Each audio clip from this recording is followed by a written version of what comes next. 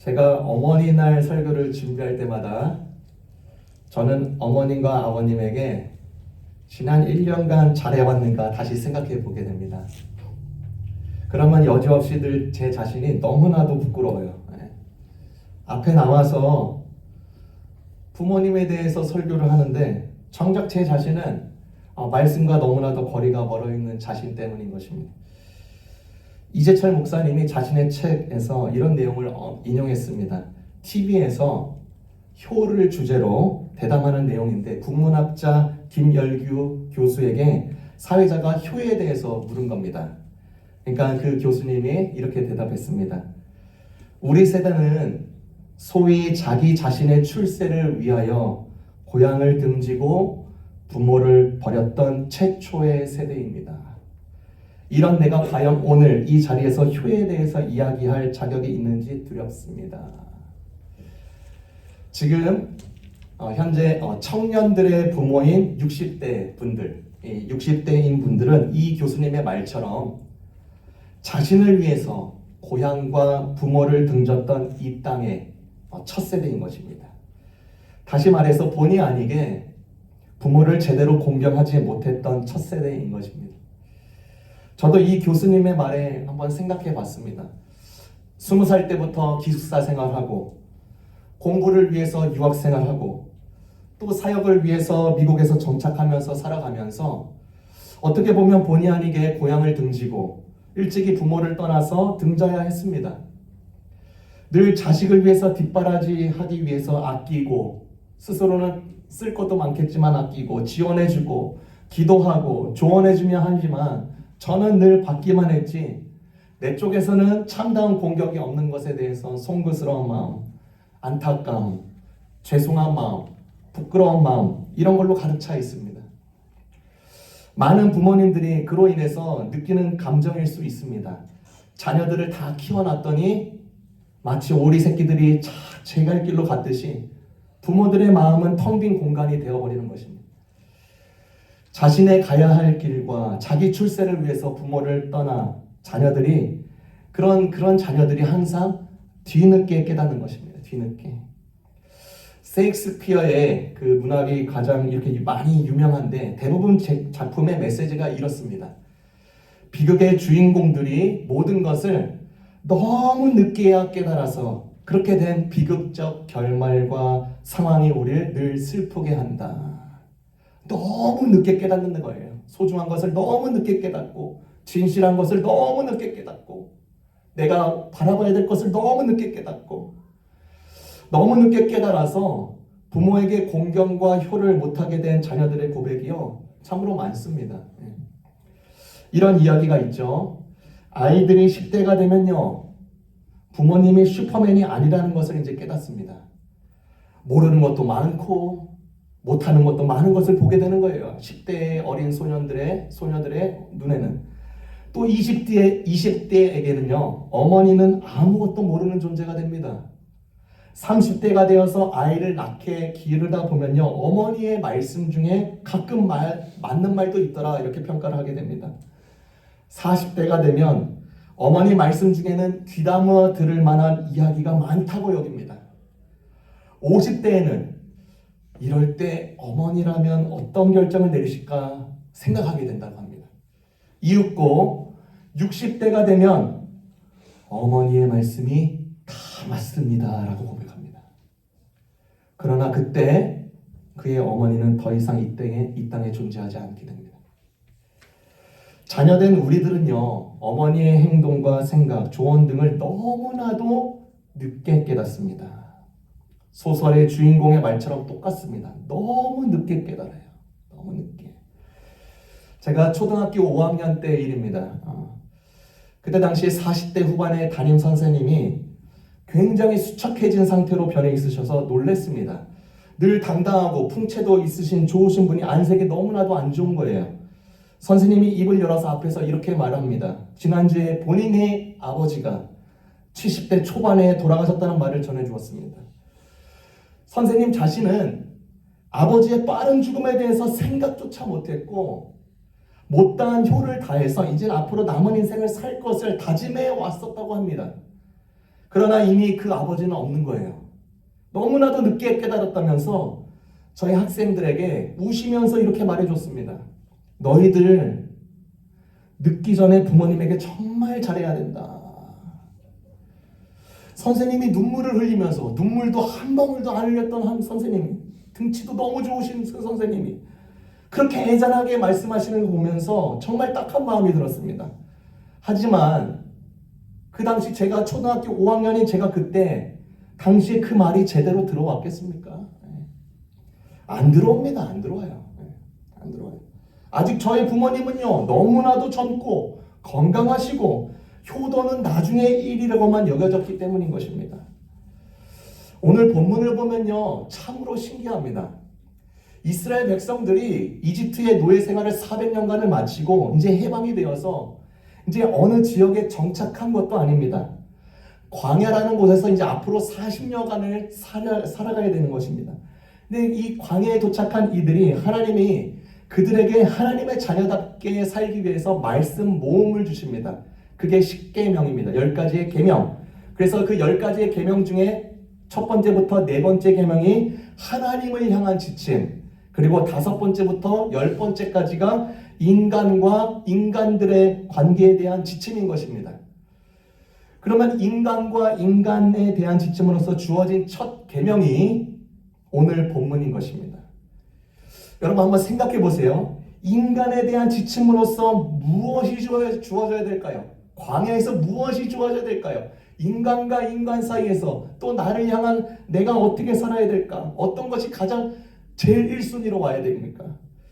오늘 본문이 첫 계명이에요. 그게 신기한 것입니다. 16절에 보니까 너희 부모를 공경하라. 주 너희 하나님이 명하신 것이다. 그래야 너희는 주 너희 하나님이 너희에게 준 땅에서 오래 살면서 복을 누린다. 말씀을 자세히 보면요, 눈치채셨죠? 어머니를 향한 자녀들의 그 자녀의 공경에 타이밍이나 조건을 말하지 않습니다. 너가 이제 직장 자리나 사업의 기반이 잡히면 공경해라. 그런 게 없어요.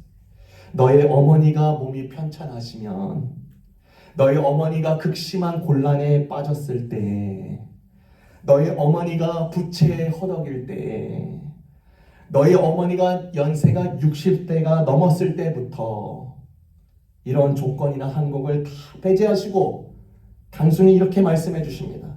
너희 부모를 공경하라. 여러분, 여기서 나오는 공경이라는 단어는 오직 하나님에게만 쓰이는 히브리어 단어 카바드라는 단어입니다. 그런데 이 공경이라는 단어를 부모에게도 쓰고 있어요. 이 말은 부모를 하나님께 대하듯 공경하는 의미인 것입니다. 하나님은 이 계명을 주시면서 약속도 주셨어요. 하나님이 허락해 주신 땅에서 오래 살며 복을 누리게 된다. 이 약속은요, 하나님이 책임져 주신다는 의미인 것입니다. 내가 너 책임져 주겠다. 너희 부모 공경해라. 부모를 공경하는 것은요, 사실 내 자신을 축복하는 길이구나. 너무나도 분명하고 단순하게 알려준 것입니다. 혹자는 이렇게 말하는 사람들이 있을 수 있습니다. 우리 어머니요, 너무 수준 이하고요. 어머니가 너무나도 말이 안 되게 나랑 안 맞기 때문에 이 말씀에 수긍하기 어렵습니다. 라고 말하는 자가 있을 수 있습니다.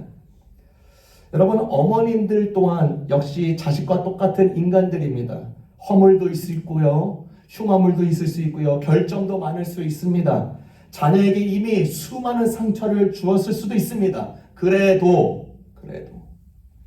그렇다 하더라도 하나님은 인간과 인간 사이에 주어지는 첫 계명을 너희 부모를 공경하라를 주셨습니다. 왜 자녀들은 마땅히 부모를 공경해야 할까? 단순히 하나님께서 약속하시고 허락하신 그런 차원을 넘어서 왜 부모를 공경해야 될까? 두 가지를 여러분과 나누고 싶습니다. 첫 번째는요, 어머님은 우리가 상상할 수 없는 삶의 무게를 지고 있기 때문인 것입니다. 요즘에 천재라는 용어가 심심치 않게 쓰이게 됩니다. 센스 천재, 재능 천재, 잡기술 천재, 얼굴 천재. 얼굴에도 천재가 있는 거예요. 한번 옆 사람 한번 보세요. 한번 얼굴이 천재인가? 옆 사람은. 그래서 얼굴 천재인 사람들은 얼굴감으로 사람의 인기나 영예를 누린다. 그런데 아무리 뛰어난 재능이라도 나이 어린 천재가 절대로 할 수 없는 것이 있습니다. 무엇이냐면 소설가입니다. 소설가. 여러분 10대 천재 소설가 들어봤습니까? 없습니다. 세계 어느 곳에도 없어요. 소설은 인생의 이야기인데 인생을 직접 살아본 사람만이 인생의 무게를 알게 되기 때문에 그것이 소설에 담기는 것입니다. 나이 어린 천재는 소설을 흉내낼 수는 있습니다. 그러나 그것이 작품이 되기까지는 사람을 감동시키는 인생의 무게가 담겨져야 되는 것입니다. 여러분, 어머니라는 존재는요, 천재성으로 만들어지는 게 아닙니다. 이 땅을 먼저 사신 인생의 무게를 담담하게 견디어 나간 피와 땀으로 만들어지는 존재인 것입니다. 모든 어머니가요, 다 그렇듯이 자녀들을 위해서 밑거름이 되어주시고 자녀들이 새싹이 되고 줄기가 되고 나무가 되어서 맺기까지, 열매가 맺겨 지킬 때까지 각종 시련의 무게, 참담함의 무게, 서러움의 무게, 눈물의 무게를 견딥니다. 개인적으로 장영희 작가의 작품을 좋아하는데요. 그녀의 에세이에 엄마의 눈물이라는 내용이 있습니다. 이 장영희 씨라는 사람은요, 어린 시절에 소아마비로 인해서 이제 이동간에 누군가의 도움 없이는 절대로 이렇게 살아갈 수 없는 처지가 되었습니다. 늘 어머니가 그 작가를 업고 다녀야 했습니다. 그녀가 어린 시절에 자기가 적어놓았던 일기가 있는데 그 일기를 내용을 보다가 무심코 이렇게 적어놓은 내용을 보게 되었습니다. 그 내용이 이렇습니다. 오늘 아침에도 엄마가 연탄재 부수는 소리에 잠이 깼다. 살짝 문을 열고 보니 밤새 눈이 왔고 엄마가 연탄재를 바켓스에 담고 계셨다. 오늘은 눈이 너무 와서 우리 집 연탄재가 남아나지 않겠다. 왜 이 이야기를 하냐면 이 어머니가 늘 이 딸이 학교를 갈 때마다 업고 가야 되기 때문에 눈이 미끄러지지 않기 위해서 자기가 연탄재를 모아놓고 그 길에 부시면서 그 길이 미끄러지지 않게 하기 위해서 그 얘기를 한 것입니다. 학교 갈 때 엄마가 학교까지 몇 번이나 왔다 갔다 하면서 깔아놓은 연탄재 때문에 흰 무늬의 갈색선이 그어져 있었다. 그 위로 걸으니 별로 미끄럽지 않았다. 엄마는 내가 너무 무거웠는지 집에 닿았을 때 엄마는 숨을 헐떡거리고 이마에는 땀이 송송 나 있었다. 추운 겨울에 땀 흘리는 사람, 바로 우리 엄마다. 그런데 나는 문득 엄마의 이마에 흐르는 그 땀이 눈물같이 보인다고 생각했다. 어머니가 종종 나에게 하신 말씀, 나 죽으면 너 어떡하니? 생각하시면서 우신 게 땀처럼 보인 걸까?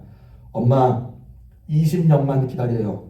소아마비는 누워서 떡 먹기로 고치는 훌륭한 의사 되어서 내가 엄마 업어줄게요. 이 작가의 어머니는요, 그 작가가 초등학교 3학년 때까지 매번 업어서 학교에 데려다주고 학교에 데려다 주는 게 끝난 게 아니에요. 매번 2시간씩 가서 화장실을 잘 갈 수 있게끔 도와줘야 돼요.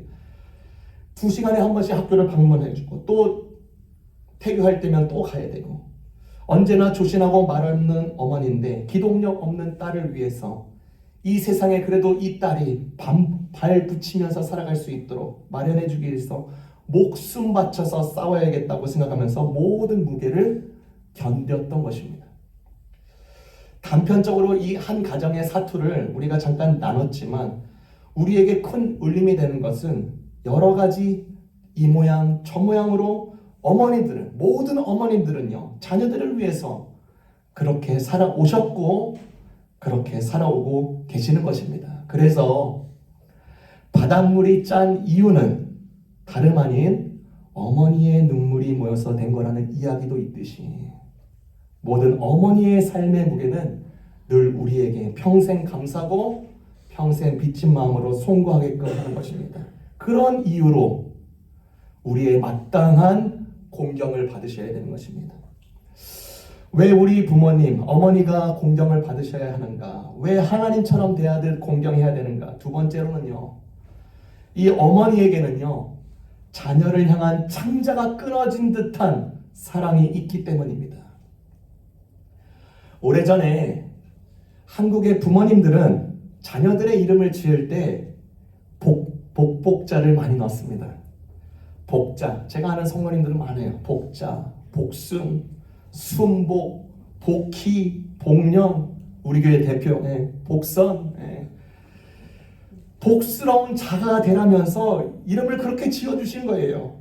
장수, 재물, 자손, 풍년, 부부간의 해로, 우애, 화목, 기쁨, 평안, 사랑, 좋은 만남 등 모든 과정에는 복이 있으면 좋겠다 생각하고 그렇게 지어주신 것입니다. 그 이름을 보면서 자녀를 향한 부모님, 그 어머니의 사랑이 고스란히 담겨져 있어요. 어느 정도의 사랑일까?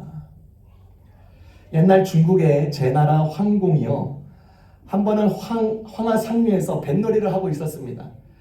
인근 주민들이 아주 귀엽게 생긴 잔나비, 그러니까 곧 원숭이 새끼 한 마리를 잡아다가 그 황공에다 바쳤습니다. 그 원숭이 새끼가 너무나도 귀하고 너무나 아름답고 귀여워서 이제 배에 태우고 강을 거슬러 올라가는데 이 새끼 잃은 어미 원숭이가 이걸 본 거예요. 큰 소리로 울부짖으면서 산을 넘고 벼랑을 가로질르면서 강변을 타고 끝까지 뒤쫓아오는 것입니다. 황공이 그 모습, 어미 원숭이가 그렇게 막 누군지도 몰랐죠. 그렇게 뛰어오는 모습을 치근하게 해서 새끼를 돌려주려고 강둑에 배를 대게 했더니, 그러자마자 이 어미 원숭이가 느닷없이 배에 뛰어들어서 새끼를 부둥켜 안치면서 너무 기진한 나머지 그대로 숨지고 말았습니다. 그래서 너무나 갑작스러운 죽음이 의문스러워서 이 어미 원숭이의 배를 갈라보았더니 창자가 이미 여러 토막으로 끊어져 있다는 이야기입니다. 새끼 잃은 어미 원숭이가 큰 소리로 울부짖으면서 자기 새끼 떠나가는 모습, 산을 넘고 벼랑 지르면서 이미 그 가정 가운데 창자가 다 손상된 거예요. 여러분, 동물의 경우지만 사람과 별반 다름없다고 생각합니다. 성경에도 창자가 끊어진 듯한 사랑을 보여준 어머니가 누구였을까? 예수님의 어머니 마리아라고 생각합니다. 어머니 이 마리아는 그의 아들 예수가 종교재판에 넘겨졌다는 소식을 전합니다. 아들 예수가 평생에 나쁜 짓은 안 했으니까 금방 석방될 것이라고 믿었을 거예요. 그런데 시간이 지나면서 더 나쁜 소식이 들려요. 십자가 형틀에서 죽는 사형이 선고가 된 것입니다. 눈앞이 캄캄해지겠죠. 온종일 기도했을 것입니다. 하나님, 풀려나게 해주세요. 풀려나게 해주세요.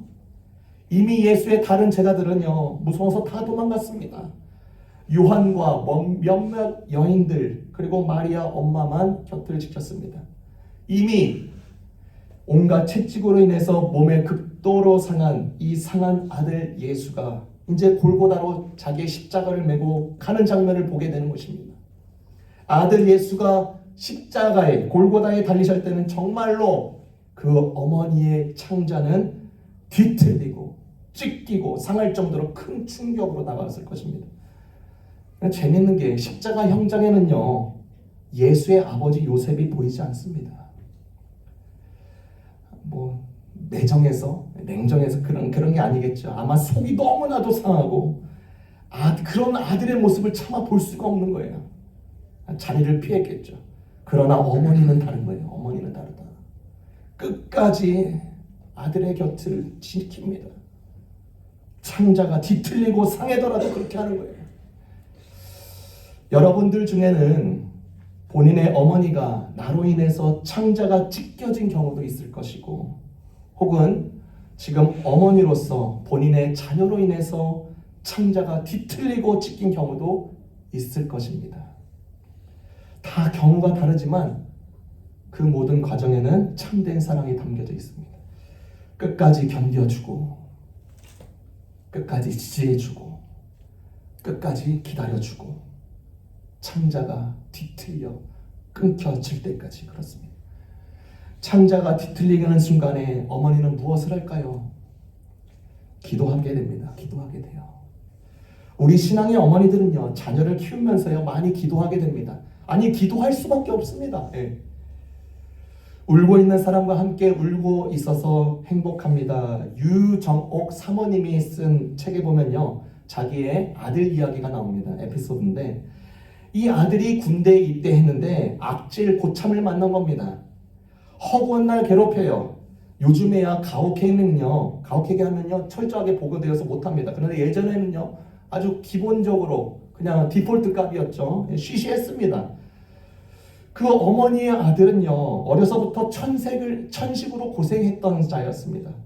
근데 그 악독한 고참은 그것을 알고도 식사 전에 항상 군장 차림하고 연병장을 한 바퀴씩 돌게 합니다. 아주 못된 사람이죠. 숨이 헐떡거려서 이제 금방 이제 밥을 먹었는데 숨이 헐떡거리니까 천식도 있으니까 밥을 먹지 못해요. 이제 먹을 만한 하면은 이제 식사 시간이 다 끝나버리는 것입니다. 매번 굶게 됩니다. 못 살 일이죠. 휴가 때 그 아들이 어머니에게 이런 이슈를 솔직하게 터놓았습니다. 어머니는 너무나도 화가 났지만 화내지 않고 이렇게 대신 말을 합니다. 아들아, 기도하자.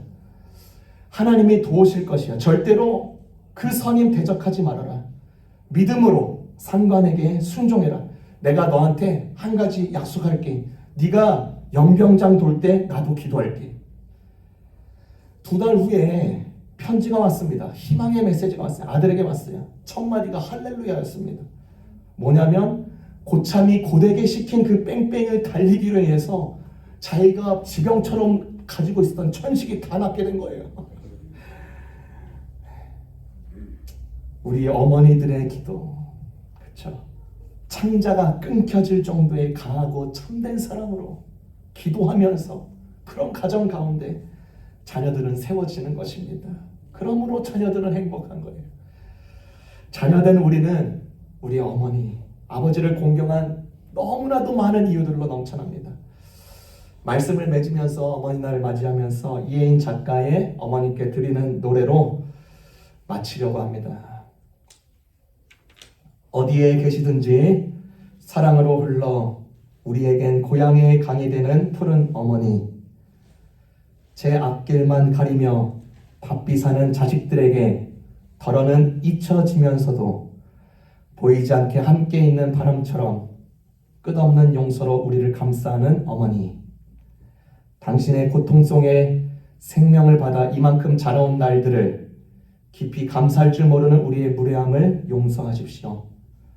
기쁨보다는 근심이, 만남보다는 이별이 더 많은 어머니의 언덕길에선 하얗게 머리 푼 억새풀처럼 흔들리는 슬픔도 모두 기도가 됩니다. 삶이 고단하고 괴로울 때 눈물 속에 불러보는 가장 따뜻한 이름 어머니. 집은 있어도 사랑이 없어 울고 있는 이 시대에 방황하는 자식들에게 영원한 그리움으로 다시 오십시오, 어머니. 아름답게 열려있는 사랑을 하고 싶지만 번번이 실패했던 어제의 기억을 묻고 우리도 이제는 어머님처럼 살아있는 강이 되겠습니다. 목마른 누군가에게 꼭 필요한 푸른 어머니가 되겠습니다.